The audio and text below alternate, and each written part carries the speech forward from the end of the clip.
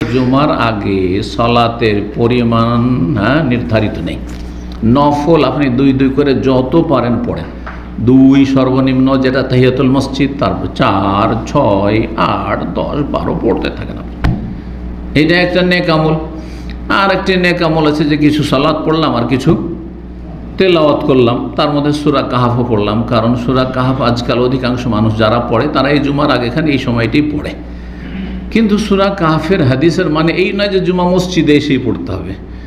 জুমার দিন কেউ বলছেন সন্ধ্যা থেকে পড়তে পারেন, কেউ বলছেন ফজর থেকে, অনেকে বলছেন না ফজর থেকে, দিনের বেলা। সুতরাং ফজর শুভ সাদেক থেকে পড়তে হবে। আপনি সতর্কতা অবলম্বন করে শুভ সাদেকের পরে ফজর পরে কেউ পড়ে নিলেন, কোনো অসুবিধা নেই। সকালে নাইটে উঠলেন তখনই আপনি পড়ে নিলেন, বাসাতে পড়ে নিলেন। এই নয় যে মসজিদে এসে সূরা কাহাফ পড়তে হবে। অভ্যাসে দেখবেন মসজিদের অধিকাংশ কোরআন আমি খুলে দেখেছি, কোরআনে যে আপনার এটা আছে না নিশান দেওয়ার জন্য কী বলে ওটাকে, ফিতা, ফিতাটা ওই সূরা কাহাফই রাখা আছে। তার মানে বুঝেন যে সূরা কাহাফ ছাড়া মানুষ মসজিদ আর কিছু পড়ে না। দাদা বুঝতে পারছেন? জি, ইল্লা মাশাআল্লাহ।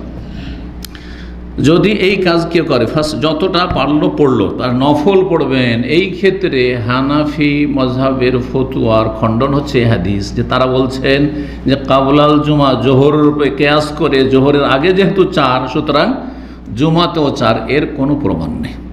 আর এবাদতে কেয়াস চলে না। এটি সমস্ত ফোকাহেরা, হানাফি, শাফি, মালিক, আমরা সবাই কিন্তু মানছে, বলে এবাদত লা তুকাস, এবাদতে যুক্তি চলে না। এবাদত হচ্ছে তৌকিফ। এবাদতের যুক্তি কোনো জায়গায় দাঁড়িয়ে দিতে পারবেন না, অপারগ হয়ে যাবেন। রমজান মাসেই কেন রোজা রাখবো, মহরমে কেন রাখবো না, যুক্তি দেওয়া যাবে? কিয়াস আছে? কোনো যুক্তি, কোনো যুক্তি নেই।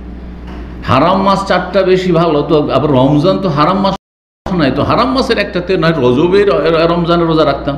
হ্যাঁ, রমজান কেন? জোহরে আবার 4, আবার ফজরে 2 কেন, মাগরিবে 3 কেন?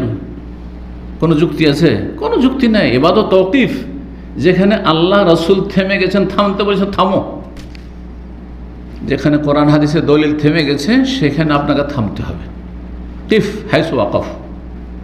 জি, সালাফদের সম্পর্কে এই উক্তিটি রয়েছে যে সাহাবায়ে কেরামগণ যেখানে থেমে গেছেন ওখানে থামেন। সাহাবায়ে কেরামদের পরে নতুন কিছু করা ধর্মকর্ম, তার মানে বিদআত।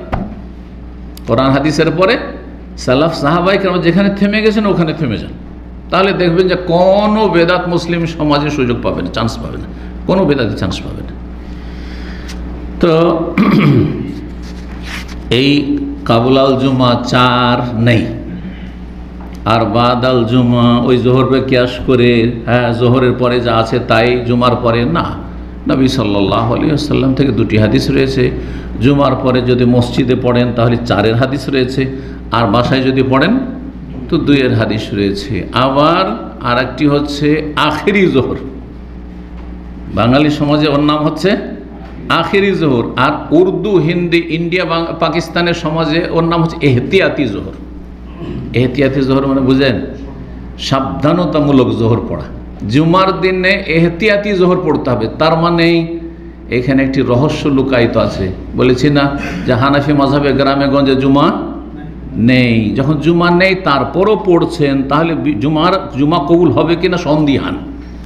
জুমা কবুল হবে কিনা সন্দিহান। যখন সন্দেহ আছেন তো বলছে যে জুমাটাও পড়েনি, আর এহতিয়াতি জোহর সতর্ক বলে জোহরটাও পড়েনি। আল্লাহ যদি কিয়ামতের দিন বলে যে তোদের তো গ্রামে ছিলি তোরা, তো তাদের জুমা হয়নি, তো বলছে আল্লাহ তো জোহর আছে, রিপ্লেস করে দেবো।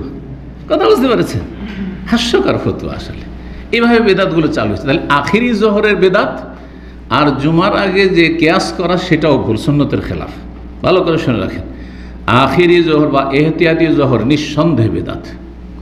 কারণ আপনার বিশ্বাসই হয় না যে আমার জুমা হইল কি হলো না, যার ফলে আপনি আখিরি জোহর পড়ছেন। আপনি আখিরি জোহর মানে শেষ জোহর। কিসের শেষ জোহর? জুমার দিন। আবার ওইটাই রহস্য, ওইটাই নামটা শুধু পাল্টে গেছে। যেমন বাঙালিরা দখলুল মসজিদ বলছেন তাহিয়াতুল মসজিদকে, আর আরবরা কি বলছে? তাহিয়াতুল মসজিদ বলছে।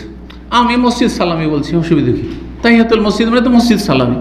বাঙালি মানুষ বাংলায় বলবো, অসুবিধা আছে? কোনো অসুবিধা নেই। জি।